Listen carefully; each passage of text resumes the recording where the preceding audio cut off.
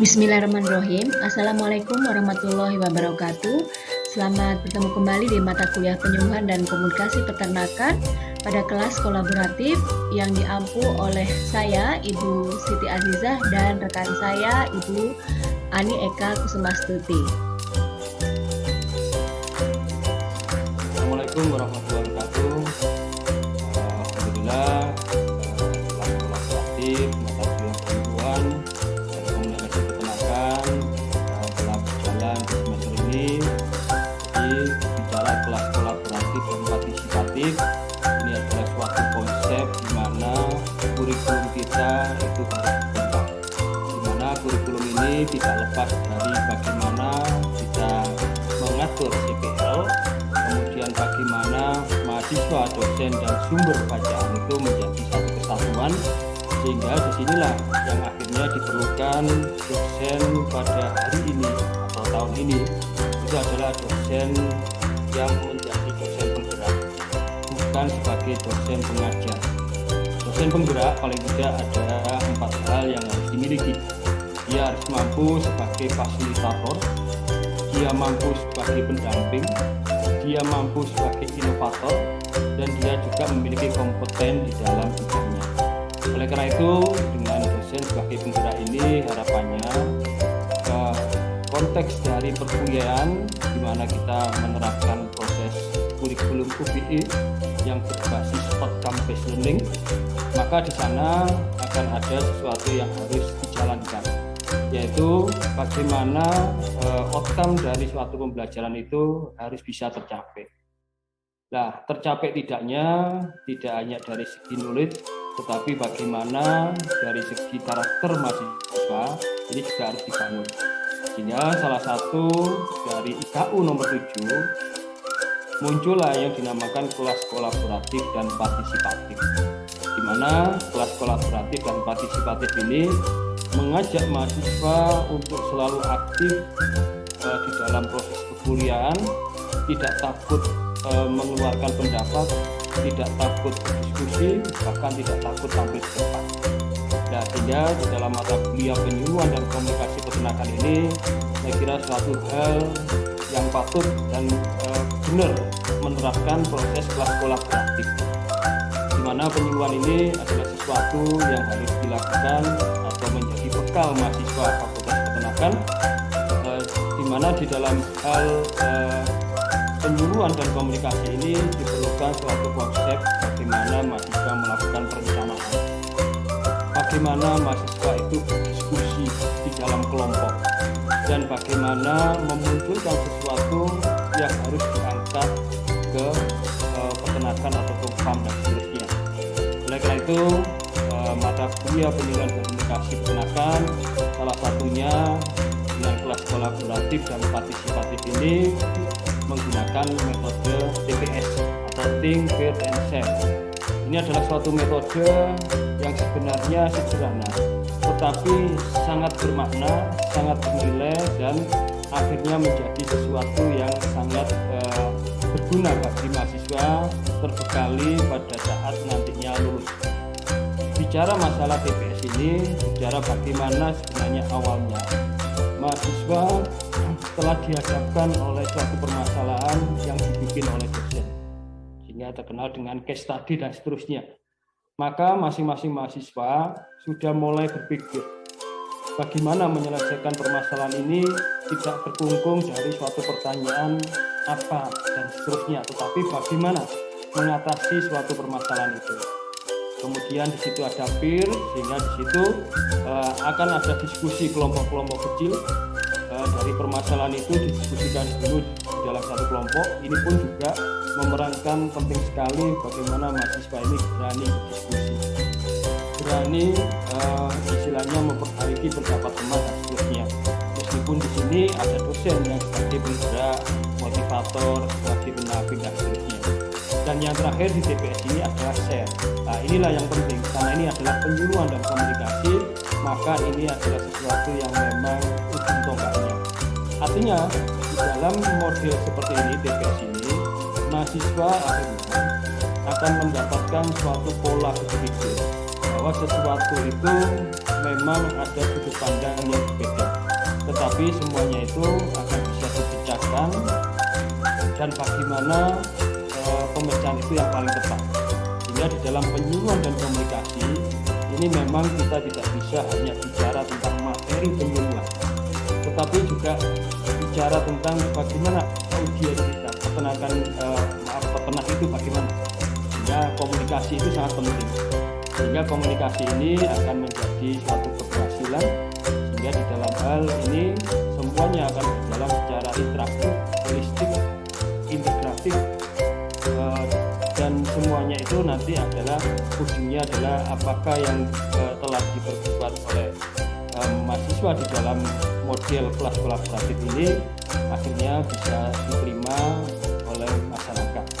Ya, ini adalah suatu pola pembelajaran di mana akhirnya masing-masing kelompok itu akan mempresentasikan di depan kelas ataupun bahkan mungkin nantinya mengundang beberapa kelompok peternak di dalam mengikuti presentasi di akhir kuliah, sehingga di sana dosen akan bisa melihat bagaimana kemampuan mahasiswa itu di dalam memecahkan suatu permasalahan, bagaimana mahasiswa ini bisa mendekatkan ke audiens, dan bagaimana teknis di dalam penyampaian maupun diskusi.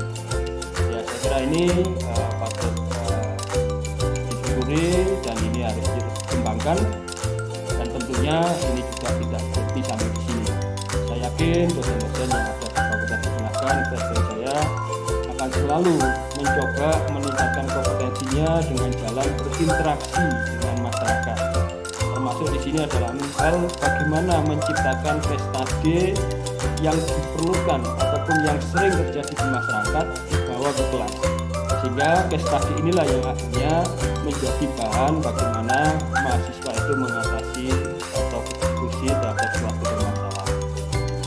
Saya kira itu untuk kedepannya perlu terus dilakukan supaya kelas kolaboratif ini yang tadi saya sampaikan di awal tidak membekali mahasiswa hanya knowledge saja, tetapi juga skillnya maupun karakter yang lain.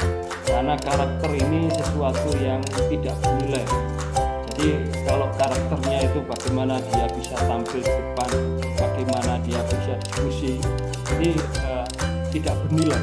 Karena nantinya kedepannya adalah semuanya adalah bagaimana seorang lulusan FAPET ini menunjukkan jati dirinya atau karakternya. Saya kira itu. Assalamualaikum warahmatullahi wabarakatuh. Bismillahirrahmanirrahim. Assalamualaikum warahmatullahi wabarakatuh. Telah kita sepakati bahwa pembelajaran partisipatif kolaboratif merupakan pilihan terkini untuk membawa mahasiswa ke dalam dunia real dan percaya diri dalam menuntaskan masalah di masyarakat. Sistem ini kemudian diterapkan dalam mata kuliah penyuluhan dan komunikasi peternakan untuk mencapai 3 capaian pembelajaran. Yang pertama adalah CP2, di mana mahasiswa diharapkan mampu mengkomunikasikan hasil pemikiran mereka, konsep, pelaksanaan dan hasil analisis baik secara lisan maupun tulisan. Yang kedua adalah CP2, yaitu mampu menunjukkan kinerja baik secara mandiri maupun bekerja sama dalam tim, baik itu merupakan interdisiplin maupun multidisiplin ilmu. Dan yang ketiga adalah capaian pembelajaran ke-7, di mana mahasiswa diharapkan mampu mengidentifikasikan masalah serta memberikan alternatif solusi beragam masalah dalam manajerial program penyuluhan peternakan.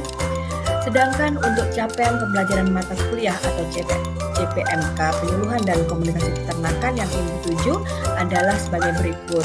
Yang pertama, mahasiswa mampu memahami teori dan konsep penyuluhan dan komunikasi peternakan secara komprehensif dan holistik. Yang kedua, mahasiswa mampu memahami konsep perilaku ternak, memahami konsep dan teori komunikasi sosial, konsep inovasi, adopsi dan difusi, serta mahasiswa mampu merencanakan program penyuluhan dan komunikasi peternakan dan memberikan solusi terhadap identifikasi masalah yang ditemui atau dihadapi oleh masyarakat. Dan di dalamnya mahasiswa tentu saja bisa bekerja dalam 3 level, yaitu level individual, kemudian level kelompok, dan terakhir di level yang tertinggi yaitu level kelas.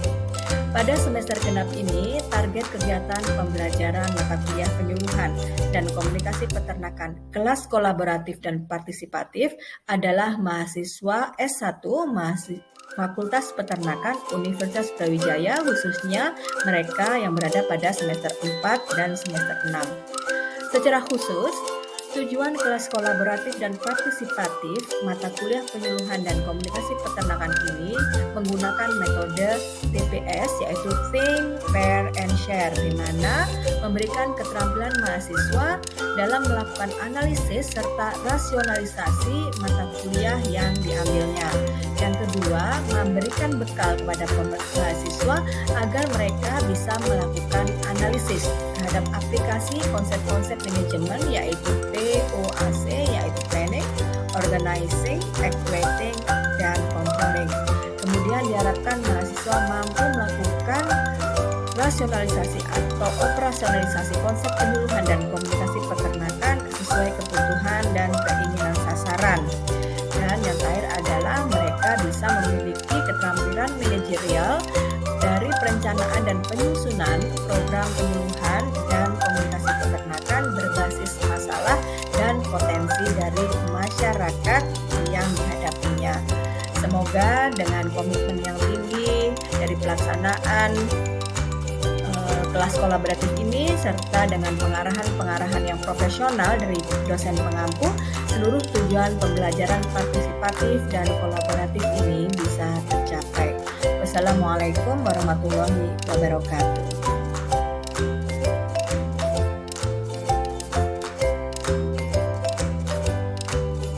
Assalamualaikum warahmatullahi wabarakatuh. Waalaikumsalam warahmatullahi wabarakatuh. Di sini kami kelompok 1 dari kelas N ingin menjelaskan tugas laporan kami penyuluhan dan komunikasi peternakan terkait perbaikan permasalahan limbah ternak dan sistem perkandangan untuk meningkatkan produksi di waktu yang akan datang. Nama saya Iza Zaki Ilman Albana, lalu yang kedua ada Muhammad Hari Wayasmara, ketiga ada Irfan Resi Wicaksono, selanjutnya ada Muhammad Haryono, dan yang terakhir ada Mas Alfredo Gonzalez Sinaga. Peternakan ini berlokasi dengan pemilik Edi Farm, sebuah peternakan ayam petelur yang berada di Dusun Banjarjo, Kecamatan Pakis, Kabupaten Malang. Pertama-tama di sini ada analisis situasi masalah perkembangan. Masalah perkembangan dalam peternak ini yaitu kurangnya pemahaman dan wawasan para peternak setempat. Permasalahan limbah ternak dan sistem perkandangan menjadi salah satu yang mencolok. Selanjutnya mungkin bisa Mas Irfan Resi untuk membacakan yang keduanya. Baik, saya lanjut. Kemudian ada alasan pembelian program. Ini diharapkan untuk dapat menanggulangi permasalahan limbah yang akan berdampak pada kesehatan ternak dan kualitas produksi pada waktu mendatang. Kemudian ada pihak yang berkaitan, yaitu yang pertama ada peternak ayam petelur itu sendiri, kemudian ada masyarakat sekitar. Terus sumber daya komunikasi itu ada beberapa penyuluhan masyarakat desa, dan yang terakhir ada internet atau sosial media.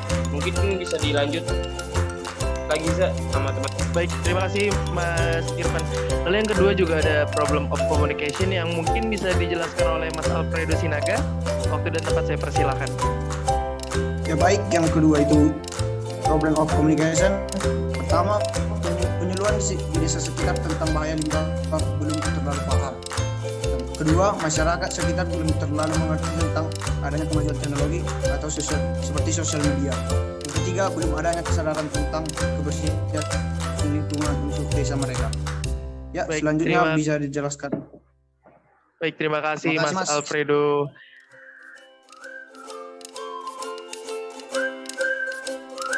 Assalamualaikum warahmatullahi wabarakatuh. Perkenalkan, nama saya Adi Purnomo, saya berasal dari Fakultas Peternakan tahun angkatan 2020. Baik, di sini saya akan menjelaskan terkait pendapat saya mengenai kelas kolaboratif untuk mata kuliah penyuluhan. Menurut saya kelas kolaboratif ini sangat bagus untuk dilakukan karena di kelas ini semua mahasiswa dituntut untuk mendapatkan pengalaman bekerja sama dengan mahasiswa lain untuk menyelesaikan suatu masalah. Dan selanjutnya pembelajaran menjadi lebih terarah karena mengikuti program yang sudah direncanakan oleh dosen mata kuliah. Selanjutnya, kegiatan kelas kolaboratif diharapkan dapat mendorong motivasi dan semangat belajar dalam diri mahasiswa. Selanjutnya, kelas kolaboratif akan menuntut mahasiswa untuk memperluas materi pembelajaran selain dari apa yang sudah dijelaskan oleh dosen mata kuliah. Bisa jadi pembelajaran tersebut didapat mahasiswa dari pengalaman saat berada di lingkup masyarakat. Baik, mungkin itu saja yang bisa saya sampaikan. Kurang lebihnya mohon maaf. Terima kasih. Wassalamualaikum warahmatullahi wabarakatuh.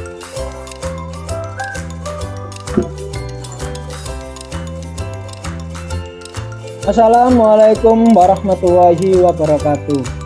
Perkenalkan, nama saya Ahmad Akbar Arifandi dari Fakultas Peternakan. Di sini saya akan menjelaskan tentang kolaboratif dan manfaat kelas kolaboratif bagi mahasiswa. Ya, pertama, definisi kelas kolaboratif, yaitu dosen sebagai otoritas dengan mahasiswa dengan cara yang spesifik. Dosen melibatkan mahasiswa secara aktif dalam penetapan tujuan belajar, pendesain tugas-tugas, dan evaluasi ketercapaian tujuan belajar.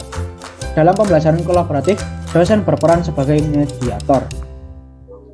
Dibandingkan dengan upaya kompetitif dan individualitis, pembelajaran kolaboratif memberi manfaat sosial, yaitu menciptakan sistem dukungan sosial berupa hubungan yang lebih peduli, mendukung, berkomitmen, suasana positif yang akan berkontribusi pada kesehatan psikologis dan kompetensi sosial serta dapat mengembangkan bakat-bakatnya yang terpendam.